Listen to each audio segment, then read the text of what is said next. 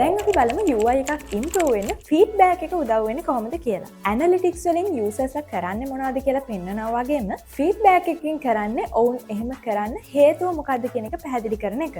ඔයාට ඒ විදිහට customers ලගෙන් feedback එකක් ගන්න අවශ්‍යයි නම් ඔයාගේ website එකට surveys එහෙම නැත්නම් feedback forms වගේ දේවල් add කරන්න පුළුවන්. ඒ විතරක් නෙමෙයි live chats වගේ tools වලින් direct feedback එකක් ගන්නත් පුළුවන්. එහෙමත් නැත්නම් social media වල customers ලා දාලා තියෙන comments reviews වලින් analyze කරලා feedback එකක් ගන්නත් පුළුවන්. උදාහරණයක් විදිහට ඔයා හිතන්න ඔයාගේ website එක තුල navigate වෙන්න අපහසුයි කියලා customers ලා නිතර සඳහන් කරනවා නම් ඒකෙන් කියවෙන්නේ ඔයා ඒ site එකේ menu එක simplify කරන්න ඕනේ කියලා හරි එහෙම නැත්නම් search functionality එක improve කරන්න ඕනේ කියන එක වෙන්න පුළුවන්. මේක ඔයාගේ business එකට වැදගත් වෙන්න හේතුව ඔයා ඔයාගේ customers ලාට ඇහුම්කන් දෙනවා කියලා උන්ට තේරුණාම උන්ට ඔයාගේ business එක ගැන තියෙන විශ්වාසය පක්ෂපාතීත්වය වැඩි වෙනවා.